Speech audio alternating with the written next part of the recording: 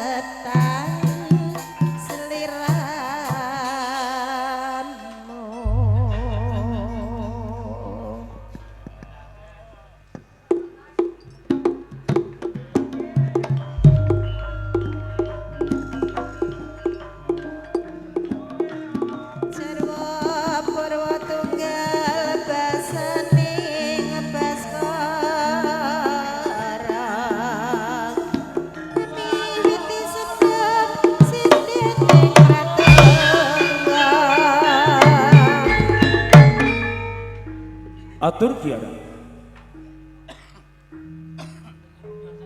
nuwun para kadang pamirsa Sutresna Budaya kagum miwah putri ingkang kinurmatan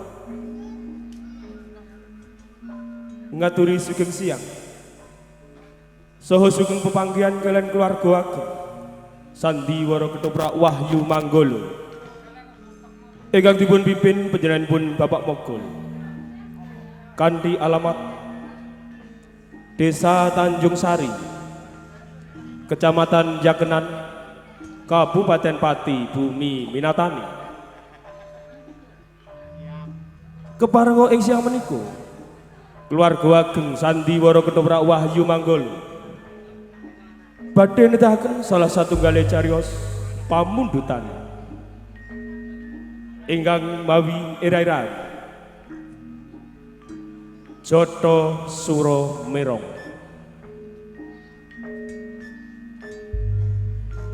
Dalang sarto mendapuk katindahaken Rogo Mas Anom Suharyanto, asisten sutradara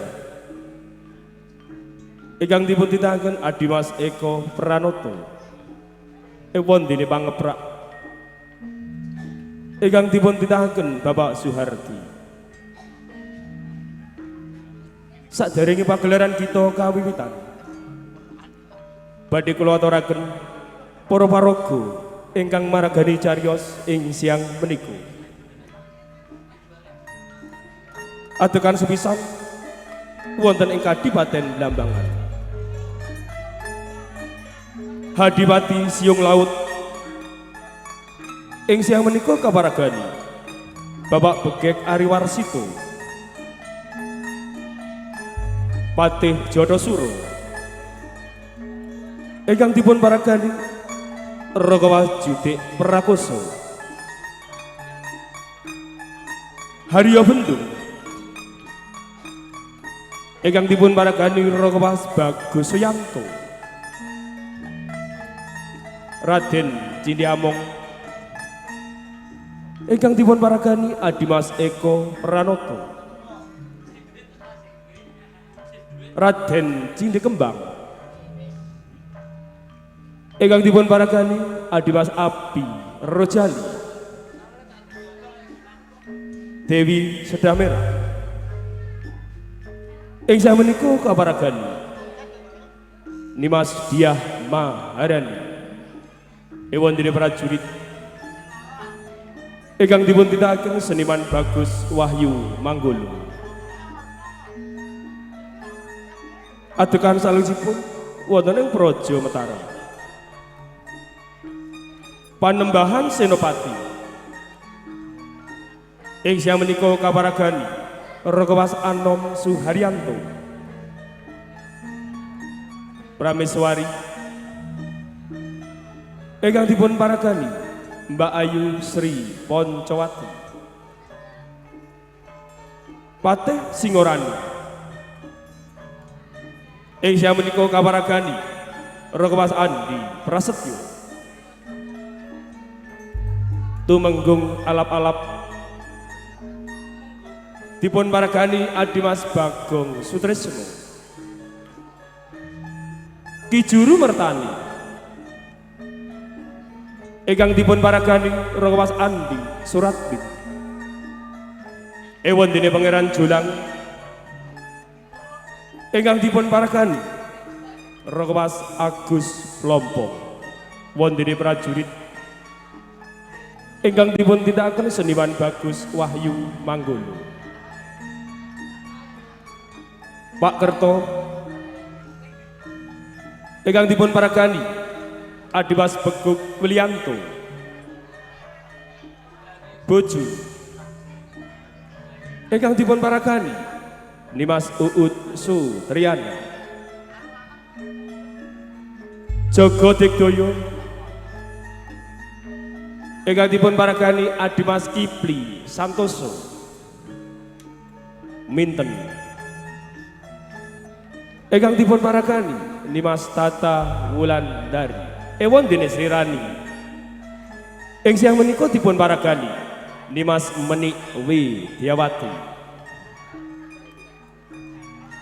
Repat utawi dagelan ingkang badhe lipur manah panjenengan sami panjenengan badhe dipun lipur trio pelawak Wahyu Manggolo ingkang dipun tindakaken Cak Sendor Adimas Rokim sarta Bapak Mogol ewondene emban ingkang dipun tindakaken si Ciup Arum Somplat Kabiyantu si Soak Indah Kalola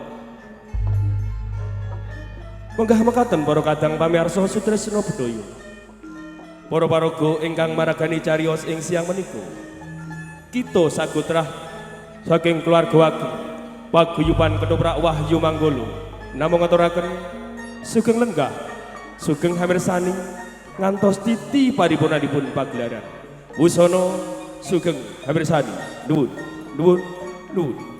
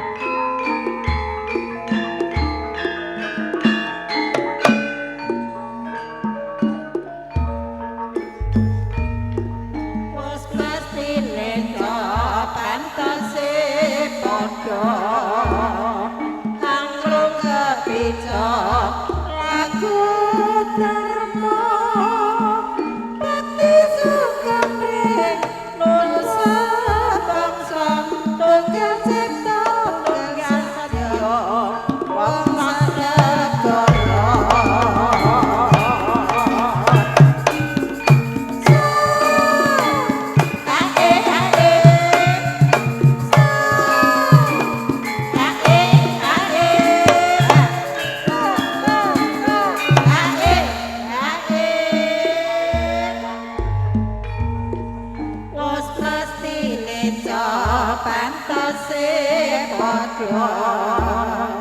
anggrung kepica lagu dharma bakti sukamring nun sabangsa tunggal cipta tunggal sadya wong sanegara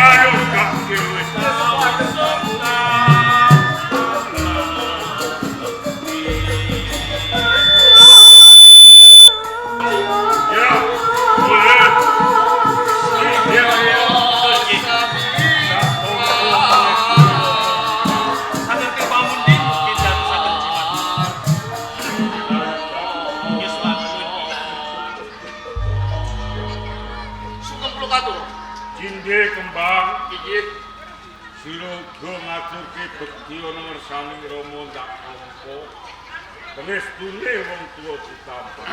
Kula tampi mugi dadosaken teguh kayuanan kula. Diprayoga. Ngestokaken dawuh. Kabeh para prajurit ing Kabupaten Blapak. Padha diprayogake wening sowan miras pantes midhangetake apa kang bakal ndak dawuhake kawan Suropati. Wis dawuh.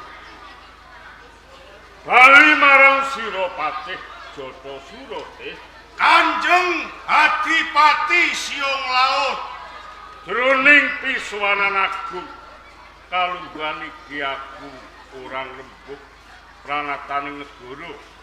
Jalaran aku wis percaya kelawan sira gone tansah ngobetake marang pemerintahan ana ing Kadipaten Blambangan. matur nuwun Kanjeng Adipati. Ya mung wae Nggih, ana bab-bab sing bakal ndak andharake kelawan sira Patih Jatosri. perkawis menapa menika Kanjeng?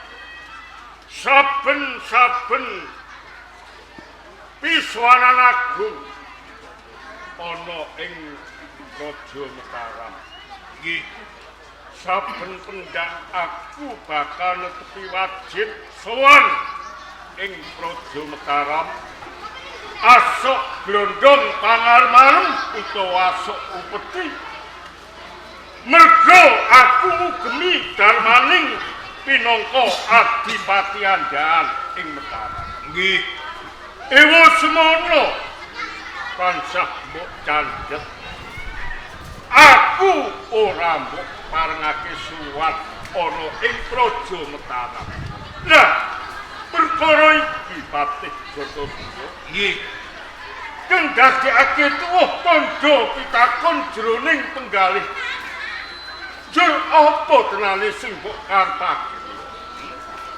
Kanjeng Adipati Siung Laut nggih minak sembiti. Iya. Napa sebabipun saben-saben panjenengan badhe asok bulu bekti, asok glondong pengareng-areng wonten ing Mataram tansah kula candhek jalaran kula mboten cocok menawi panjenengan pendak setahun sepisan asok glondong pengareng-areng konco ngersani Pandhawan Senopati. Jalaran menapa? Miturut manggih kula menika muspra nglempara tanpa guna pindhane uyah kejegur segara. Ya gene kaya ngono. Napa sebabipun kula saged matur kados ngaten jalaran ingkang kepengin mangun negarane niku mboten ngomongaken tiang-tiang Mataram. Blambangan ugi kepengin mangun negarane. Ingkang kepengin kawulane mangan wareg nyandang utuh niku mboten ngomongaken tiang-tiang Mataram.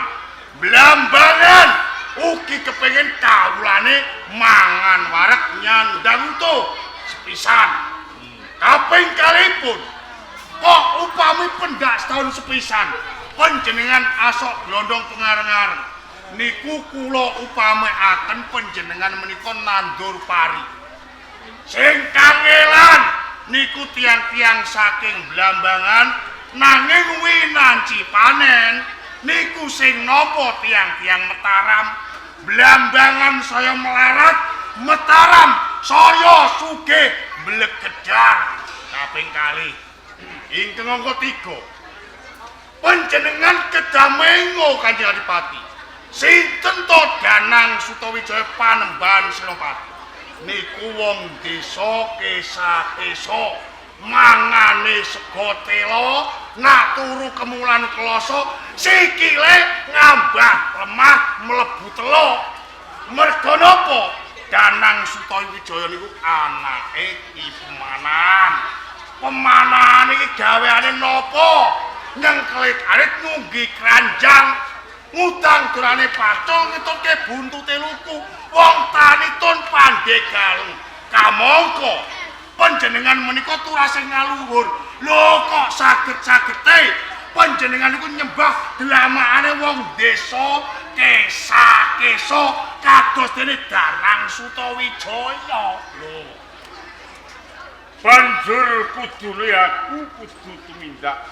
Ya, menawi panjenengan kersa ndahar dumateng ngatur kula tinimbang panjenengan pendak setahun sepisan asok glondong pengareng-areng langkung prayuru Prabya kala wau kangge mangun negari wonten ing Kadipaten Blambangan. Mila saking menika panjenengan kedah mancal panguasane Panembahan Senopati Danang Sutawijaya. Blambangan ben blambangan, Mataram ben Mataram. Yen bisa wong Mataram gendi-gendan kudu asok bodong pengareng-areng ana ing Kabupaten Blambangan lho.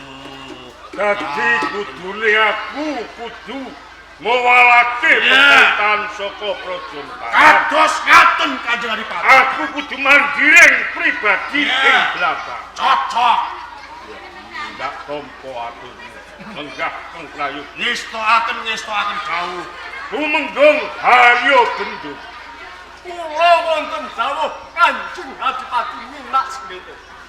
Areh ning sira uga pinangka saka guru ing Kadipaten Blambangan.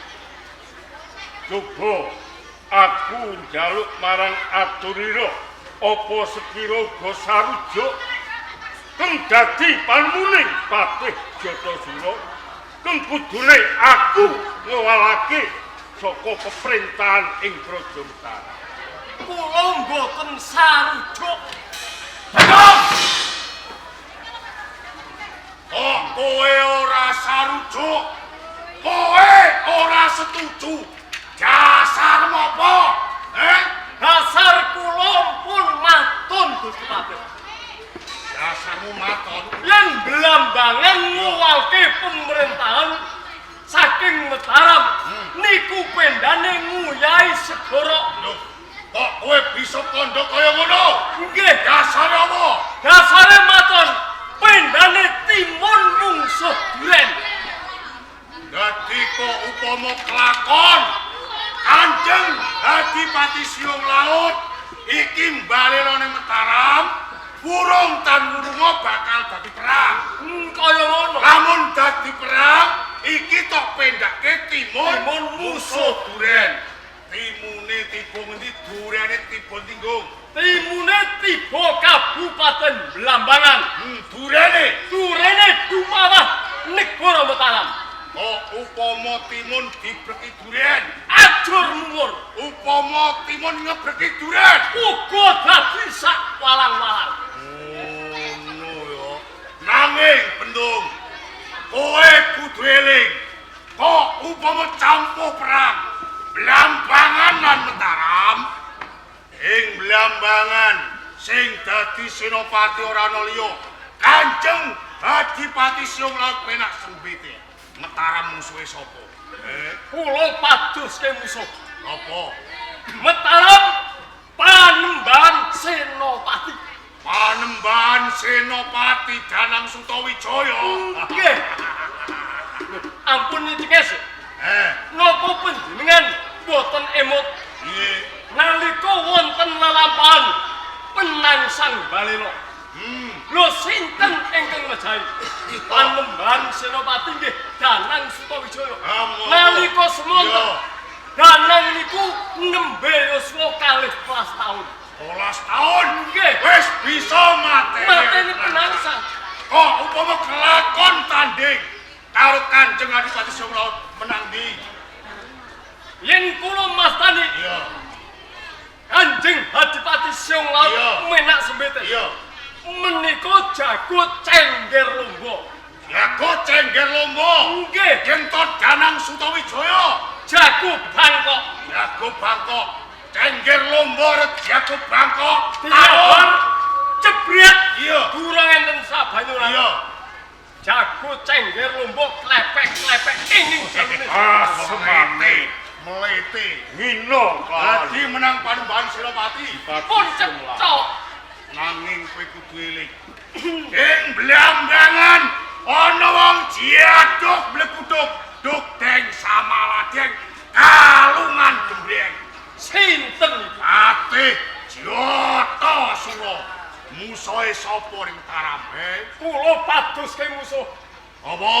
Musuhe niku mboten kok wong nom gagah perkasa. Musuhe dudu wong nom. Kula padoske musuh wong tuwek. Semane lho aku Jatasura jiaduk musuh wong tuwek. Wong tuwa kowe mau sapa, Ki Juru Mertani. Aku tok musuhke Juru Mertani. Ampun guyu riyen sampean. Aki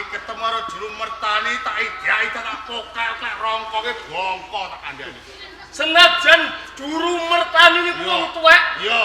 nanging katiyasane mangidhapi-dhapi. Kasektene mangidhapi-dhapi. ilmu apa? Ngilmu itu geni. Sing tegese itu geni piye? Sampeyan durung nate kelampahan campuh tanggal juru mertani. Iya. Sampeyan hidroni juru mertani raine sampeyan. Iya. Picek ngono sampeyan. Melete. Lha aku musola juru mertani. Nanging ing Kabupaten Blambangan ana jiaku ring kuning sakembaran. Cinde among, cinde kembang. Metara musuhe sapa Metara? Jago kate ngetes iki. Sampeyan jagoke. Melete lho. Ya jago kate. Kula goleke musuh. Iya. Kanjeng Pangeran Jolang. Siji musuh loro. Pendane jago. Iki jiaku kate.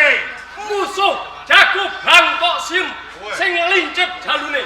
Wih, jalune sakilan. Gareng biabar dijaluk jebret lakon tekle-tekle. Melete. Nanging ing Blambangan ana Haryo Bendung. Haryo Bendung Senopati Blambangan. Kula dados senopati. Metara musuhe sapa? Patih Singoranu. Kowe musuh Patih Singoranu. Kira-kira kowe tanding karo Singoranu semenang ora? Ada apanya Singoranu? Wah, yo. Lho yen kula gelut kalih Singoranu. Cil. Yo terus iya delosor. Leosor. Wih, Sor mutah keteh. Singoranu sing mutah keteh. sanes. Sawa. Kula sing mutah keteh. Wis cukup. Patih Jodosuro. Kanjeng Adipati Siung Laut. Yen dak wiwir-wiwir kanthi tetaning kawicaksanan. Nggih. Iki kaya-kaya bener apa kang dadi ature tumenggung Haryo Bendung. Umpama lakon campuh yudha Blambangan musuh Raja Mataram. Mbok menawa ora bakal monggo kulya coba. Blambangan iki mung sak kadipaten. Nggih. Pira tebaning Kadipaten Blambangan? Yen to pakake kawan Raja Mataram ditimbangake marang Raja Mataram negara kang gedhe akeh jajane. Kanjeng Adipati Siung Laut sampun limprah menawi ta panjenengan menika kuwaten was lan sumelang ngenani kegiatan wonten ing Kadipaten Blambangan. Jalaran panjenengan dereng pirsa mbok piring diuncak menika Kadipaten Blambangan menika wonten jiago liring kuning. Jiatuk melekuduk duk deng samaladeng. Ana jago liring kuning. Nggih. Sapa sing Mboten sanes putra-putra panjenengan sakalian cinde amung cinde kembang pinangka kegiatan wonten ing Kadipaten Blambangan. Cinde amung cinde kembang Nggih, putraku Nggih. Patih Jodosuro. Ados pundi? Aja syukur bisa mati. Putraku sakoron cinde amung cinde kembang. Nggih. Iki babar pisan durung nate maju ana ing glanggang payudan. Saya durung sepiro ngenani kaprigelaning olaing bela diri. Saya durung ndarbeni Aji Jaya Kawijaya. Oh ngaten. Dados panjenengan kepengin ngertos buktinipun menawi putra-putra panjenengan menika salah setunggalipun jiago liring kuning yen jiatuk lekuduk teng Samaladen. Ngendi aku percaya yen pancen durung bisa bukti. Menawi panjenengan kepengin bukti, nggih. Jumeneng nggih. Angkat iki. Nggih. Mangsawa iki tamarmu. Iki apa? Patih Jodosuro. Nggih. Apa disekaltaning putraku Cindia monggo Jenengan lepas. tidak pasti ini. Nanging kula kepengin mbuktekaken mbok pilih putra-putra panjenengan menika janduk kutuk-kutuk teng Samarang. Nggih, tindake nggih. Monggo. Belum. Kados iki omong. Kowe bisa urip meneh. Ngomong.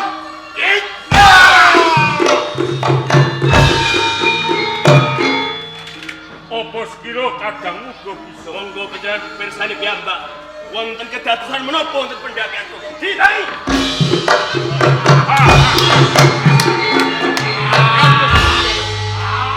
Ora ngira babar pisan yer. Iki omong manusia. Inggih.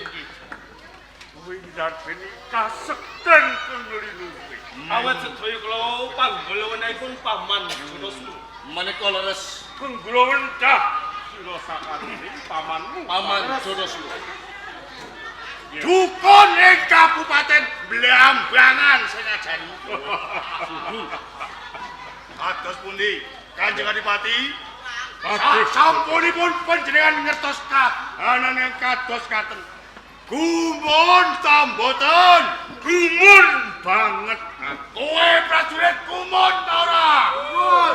Sing dateng ora jatuh kok piye iki? Betul. Gumun. Ora ngono kowe gumun ta ora? Kowe gumun ta ora? Mboten gumun. Wong kanon kaya ngono ora gumun iki karepmu piye? Ngoten niku yen teng Mataram. Namine sulapan. Kira-kira kowe iki bisa? Lho, perkara ngotenipun penggaweane kula. Kowe iki dikepisan apa kowe? Kowe iki lho dikepisan apa, Cuk? Ayo, pojok terus. Ora potongan dulu, Cuk. Nah, sampeyan nek kepengin ngertos, Nah. monggo rompi kula sampeyan asta. Nah, iki rompi tak gawa. Lah terus Rompi iki tak sulap iso dadi dhuwit pirang-pirang. rompi iki mau sulap Dadi dhuwit. dadi duit. Kowe percaya ta? Mboten. Sampean pitados ta mboten? Ora percaya. Kowe percaya ta ora? Mboten. Ora percaya kabeh. Oh, Yen ora percaya dibuktekno. ngono. Mergo kowe wong sekti ing Blambangan iki kowe sing ngasto iki kudu kowe. Ngono ya. Tak duanane. Yo.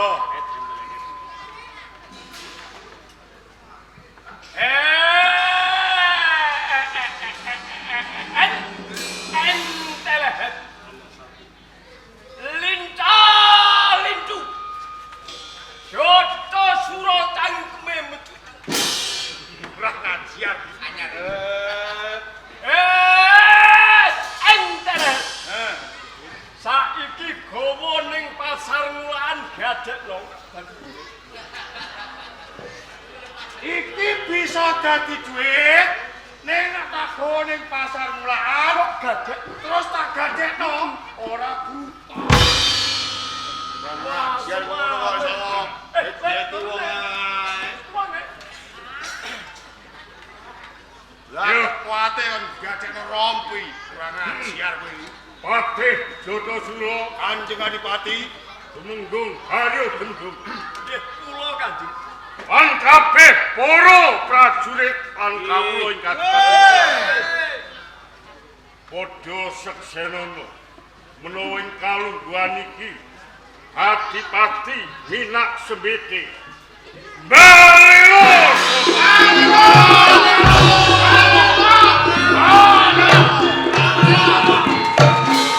Kacoba saka kuwi Patih Jotosulo. Ing kene aku kepengin ngebari lawan Pandan Senopati. Mula aku bakal tambah gerak. Panembahan Adipati Siong Laut. Panembahan Siong. Enten napa? Kanjeng Adipati Siong Laut balelo. Kabeh kawula nyobi balelo. Lho kok kowe meneng ae iki piye? Lah terus ken pripun kula? Kowe yang kudu kondom balelo. Balelo niku yo ngono. Mboten. Yo. Prabowo. Prabowo.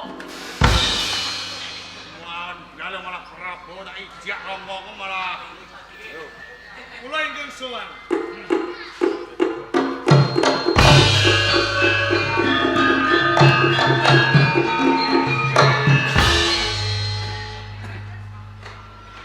Yen ora kleru, temenggung alap. Leres, kula temenggung alap-alap. Ya. Winantu Raharjo, Prapamu ora ing Kadipaten Blamba. Berkah pangestunan dalem Kanjeng Adipati, anggeng kula sowan wonten ing Kadipaten Blambangan. Kalis ing sakara-kara, namung sembah bekti kula katut. Ya. Ndak tampa pangestu ditampa. Sanget ing pamundi kula mugi ndadosaken teguh kahyuanan kula. Temenggung alap-alap Lan inggih kula ndadekake kageting penggalih. Dening praptamu ing Kadipaten Blambangan ora atur cecala sadurunge. Banjur iki mau tindak ngelengake wae apa pancen ana widah. astunipun wonten perkawis. Kula niki kautus dening sembahan kula. Panembahan Senopati ingkang supados. Nek yenake napa ta darunane ngantos panjenengan dong telung pesowanan agung boten sowan wonten ing Kasultanan Mataram. Dadi sira pinangka Jundaka Boten lepat. utusaning Panembahan Senopati. Estunipun kados ngaten. Keng supaya nanjihake nggonku ora sowan wis telung pisowanan. Inggih. Jatasura, Kanjeng Adipati, rening iki tamune sawening tumenggung. nggih. Sing kudune aweh pawang sulan keng gumathok sira teh Jatasura. Sampun dipun keparengaken. Tumenggung alap-alap, Paman Patih Jatasura. kowe kepengin ngerti pawang sulane? Nggih. Iki.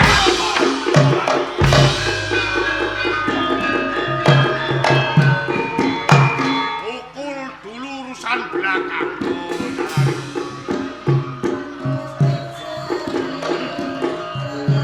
Patih Jatasura, Kanjeng Adipati Siung Laut, kan murunga iki kriwikan bakal dadi grojokan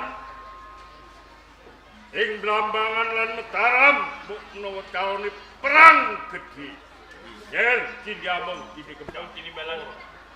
Kita bergadaning prajurit adekono tumenggung alap-alap dibalekke kaya bali ana ing Mataram. Terwaca dalam dalam keparing pamit medal saking pasti kejadian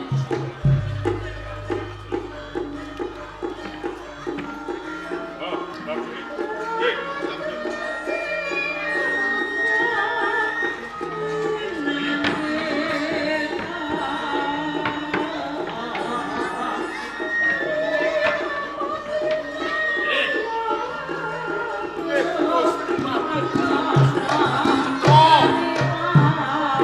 amun to. Iki bakal dadi perang gedhe. Mataram lan Blambangan. Kowe mau kondo lamun to sing dadi Senopati Kanjeng Adipati Siung Laut, musuhe. Panembahan Senopati. Upama sing dadi Senopati aku, Musuhe Duru Mertani. upama Pangeran Jolang, musuhe Cindiamong cilik kembang. Ya, rening sing teka ning papan kene iki dudu pati sira ngarang-ranging tumenggung alap-alap. Kowe ra yo tumenggung. Mula kanthi kuwi sing ngadepi kudu kowe. Wah. Jane nggih boten patut kula mboten sudi kok. Sik, kok kowe ora gelem tak perintahi kamu piye? Padha-padha gedhi balik sampeyan kok merintah. Wah, semane. Atos puniri. Arya Bendung. Nggih, kula Kanjeng. Araning sing dadi utusan ing Mataram iki tumenggung alap-alap kudune sing bisa ngadepi tumenggung alap-alap ora liya mung kowe Arya Bendung. Menawi kados mekaten kula nyuwun tambahi pangestu.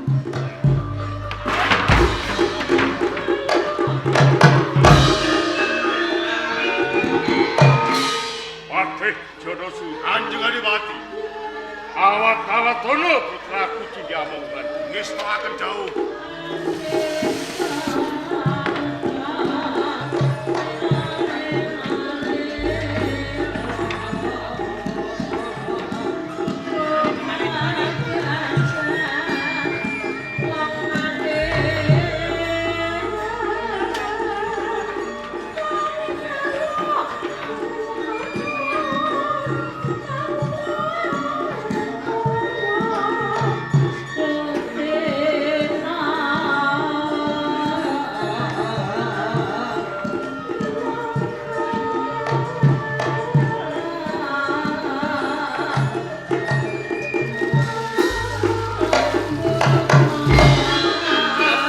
Sementara. Wis yoga ing gati. Sampun siap-siaga Gusti Pati. Yen pancen kaya ngono ngranti marang tumenggung alap-alap. Kang nalika wis ngono munggah ana ing Kadipaten Blambangan. Paman Pati.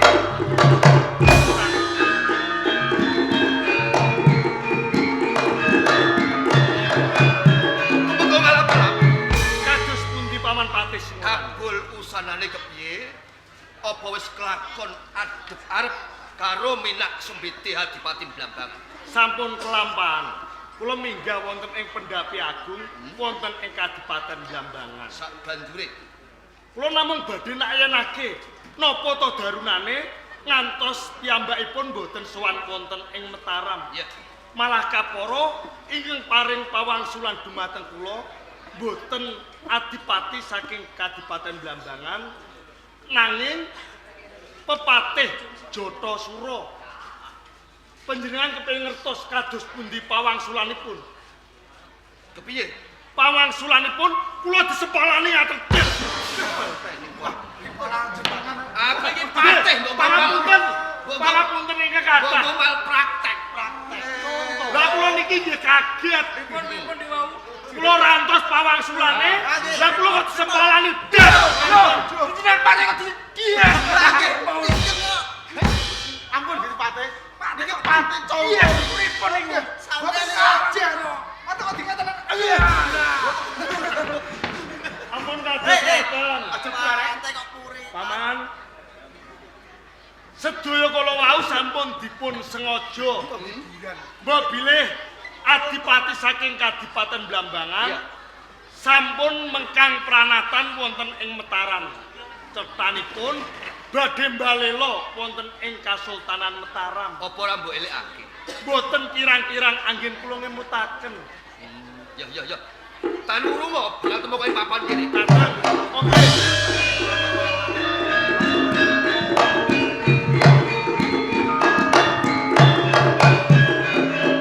Tuh, Paten sinuran. karepmu iki piye? Rene. Kowe iki kawula ana ing Mataram. Nggih. Disusupke ana ing Kadipaten Blambangan, kalamun ana apa wae, kowe kudune enggal-enggal matur marang Sang Panembahan Senopati. Ora kok nganti ana kedadian sing kaya ngene. Nuwun sewu. Mergo kowe iki intel. Kula niku sak sampunipun dados prajurit Matapita ing Blambangan. Iya. Wonten kedadosan ngeten iki wau. Pun boten kirang-kirang kula budidaya ngemutaken ning sedaya atur kula boten dipun dhahar kalian Kanjeng Adipati Minak Sembita. Lah kok nganti kowe bisa temu kowe papan kene iki larang-larang piye? Kula niku miring bilih sedaya prajurit saking Mataram sampun gelar sepapan. Wah, ngeten nggih Gusti Patih Ya. Sinuran. Niki Patih Jothasura. Niki sampun pamer kadudayan. Sampun ngobral kadudayan. Wonten putra-putranipun Kanjeng Adipati Siung Laut. Mila saking menika kula aturi kondur mawon ing Mataram. Mbebayani sanget mangke yen wonten pengamuhe Patih Jothasura. Yen aku bali ateges aku sing saka tanggung jawab mergo apa? Nganti aku tumapak ana ing tapel wates Blambangan. Iki napa dawuh? Ngeso dalem Sang Panembahan Senopati. Prajurit, kalamun aku mati dadi rabu ing negara. Oh ngaten. Yen kowe wedi, sumingkir saka papan kene. Sawetawis kula tak Ya. simitan menawa pepunguran.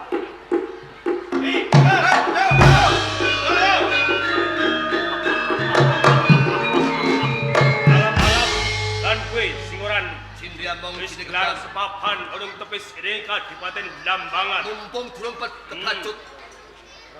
Wong tuamu tak setak suwanke ning Praja Mataram. Bisa nyuwanake Kanjeng Rama nanging Cindiamang Cindri Kembang wis tumekaning prajurit.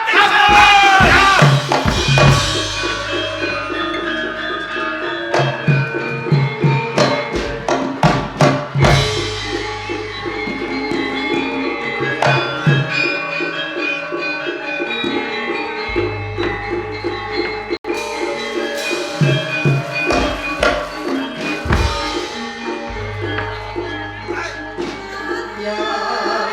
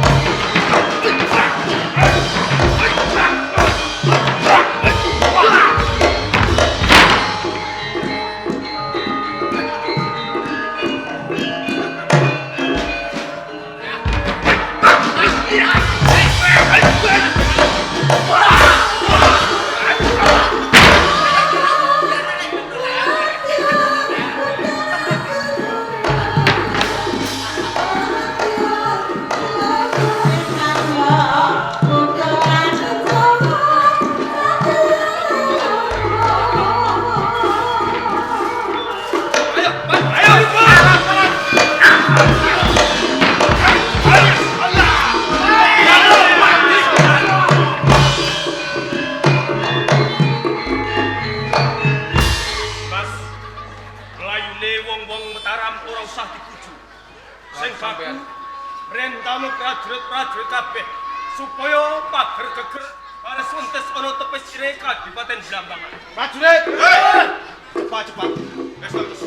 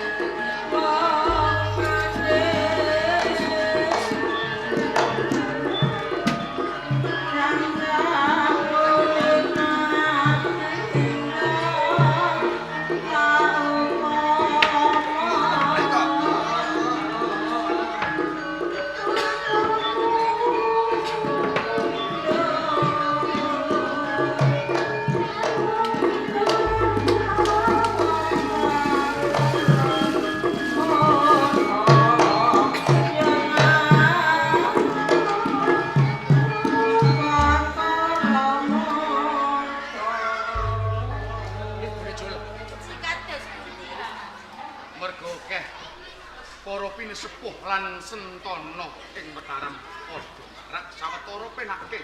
Ngestakaken ya. Marang sira temenggo Paring dawuh. lan sira Yanapatih Semar Iki sabda tinimbalan. sawise satata ngira lungguh. Selak nyerang rasanipun kalih sun. Daya-daya pengin nyumurupi pekabaran so Kadipaten Blambangan. Purwa madya wusananipun. Kebareng matur lepat nyuwun pangapunten Kanjeng Panembahan Senopati. Iya. Ing sekawit ingkang lumebet wonten ing Kadipaten Blambangan menika tumenggung alap-alap nanging kabul usananipun Hadipati Minak Sembete sampun wantun merong kampuh jingga bondan tanpa ratu balena wonten ing Praja Mataram. Apa pancen bener kaya ngono? Leres. Kula sampun kelampahan ninggah wonten ing pendhapi aku Kadipaten Blambangan. Kula badhe nyuwun napa wigatosipun boten sowan wonten ing Mataram malah kapara kula dipun sempalani. Banjur Purbawasesa keng ingsun pasrahke marang jeneng sira kepiye? Perang campuh sampun dumadi Mataram lan Blambangan. Nanging wonten emanipun Eman iku piye? prajurit wonten ing Mataram kasoran ing yudha. Prajurit Mataram kalah mungsuh wong-wong.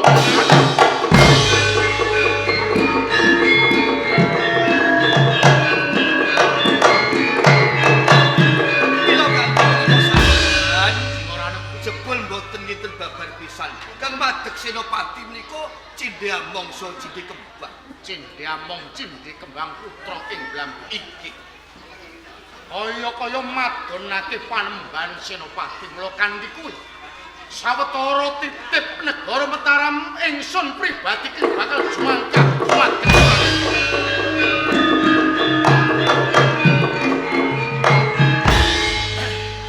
Wajuru keng menapa nyandhek anggen kula badhe jumangkah. Nak Mas Jebeng Panembahan Senopati. Wajuru kados pundi? Kula ngertos sepinten gruah penggalih panjenengan jalaran mireng. Pilih peperangan antawisipun Blambangan lan Mataram pedal sak mriku Mataram asoring jurit. Nuwun sewu. Panjenengan salah satunggaling pengayoman ingkang dipun gonggongaken tiyang sak negari wonten ing Mataram. Matur inggih. Kula upamakaken panjenengan nika taksaka ingkang ageng. Boten sisah obah ndase ngopetke buntute kemawon sampun nggegeraken tiyang sak negari.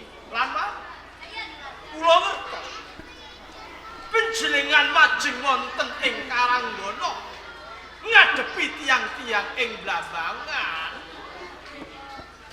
Tan urung ora nggih ginakaken pusaka dalem tumbak Kiai Pleret. Mestinipun kados ngaten.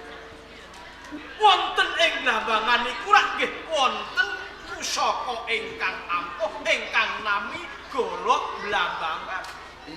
Menawi Golok Blambangan lan tumbak Kiai Pleret abenajeng nuwun sewu.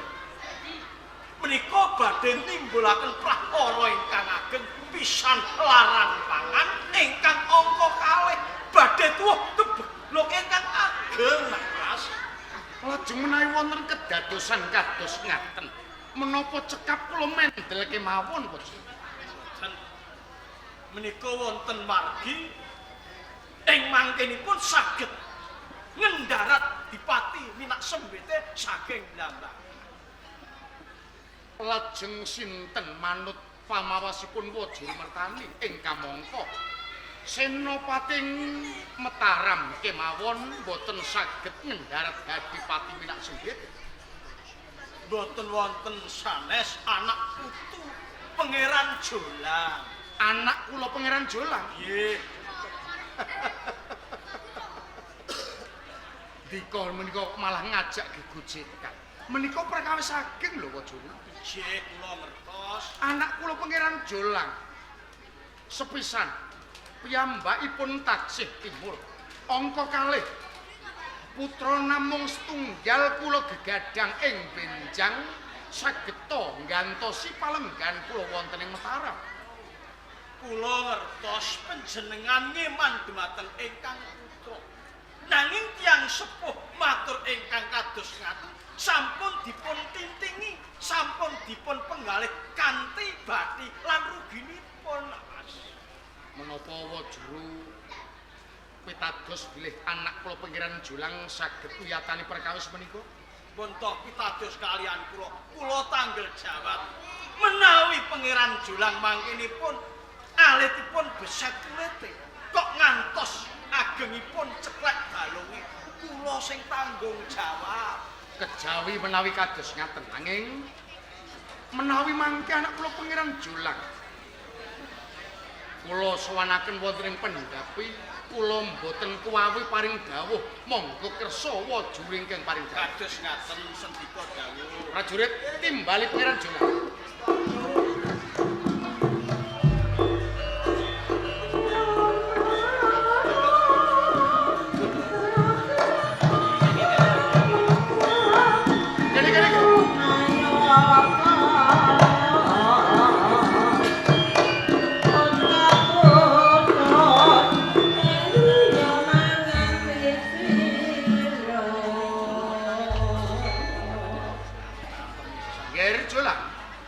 Paring dawuh Kanjeng. Mestine kaget sira katimbalan marak ana ngersane Rama lan Kados tinebak simo ingkang ageng. Dene menika mboten pisuwanan agung kepareng Rama nimbahi dumateng. Menapa badhe paring duka dumateng kula? ora. Rama ora bakal paring duka marang jeneng sira. Jalaran sira ora darbe luput tumrap wong tuwa apa meneh tumrap negaring Mataram. Lajeng keparengipun Rama Ana wigati keng magepokan kelawan katentremaning praja Mataram.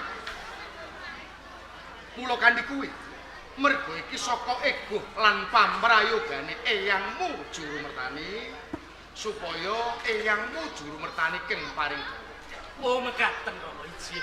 Kok Juru? Katimbalan. Dika kula aturi paling dawuh kalian ingkang wayah Pangeran Jolang. Mangestokaken dawuh. Yen anak putu Eyang Jiru paring jawab. Nganti sliramu timbali ngersa dalem ingkang Rama. Tenane kabeh iku mau mung atore lawan Eyang. Jalaran mentas wae negara Blambangan lan Mataram peperangan gedhe.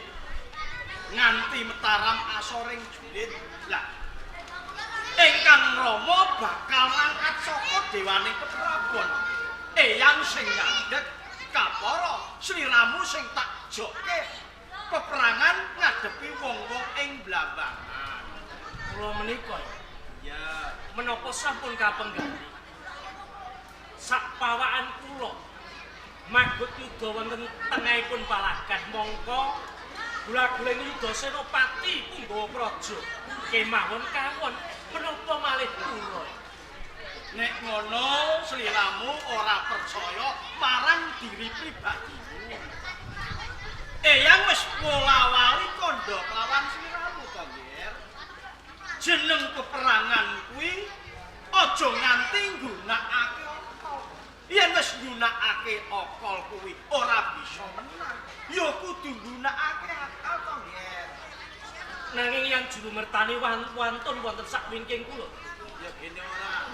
Yen kowe mungsuh lawan Jatasura, Cindyamu lan Cindir ora bakal menang. Lah iki ana cara lan ana dalan sing sekirane sliramu bisa ngendarat dipati minak sembete saka ing Blambangan. Kula nderek kersa panjenengan. Namung panjenengan wedharaken wonten pendhapiagung menapa mangke. Ya. Sliramu aja njujuk ana ing medan laga utawa papan peperangan. Jumujuga ana Taman Sari Blambangan. Bagusmu digunakake ya, Nger ya. Aja mbok dumlo wong berak. Rampun damel guyon kula. Damel guyon piye to? Kula niku ati kula bingung perkara kon maju perang kok jenengan malah ngendika kaya ngono. Dotek ora mlebu ana taman Amadit Putri Blambangan. Ning kono ana wanita sing ayu, mligi kuwi aja ngiwolan menang ngono lho karepe ya. Menawi mboten angginaken dumateng Aji Kasekten pengasihan menapa badhe kelamban. Lah engko rak ya tak wenehi Aji Semares. Oh mengkaten. Ya. Pun nderek kersa panjenengan Kaya Kanjeng. ngono saged. Kula saged. Kaya ngono. Kepiye, Ger, Julang? Kula namung nyendikani menapa iku dados dawuhipun Eyang Juru Mertani. Yen pancen pusana kesaguhan, selak ora sabar Rama mirsani tentreme negara Mataram. Gelis tindak. Bareng nyuwun pamit. Sing ati-ati. Kula nyuwun pamit. Ya sing hati-hati ya Nger.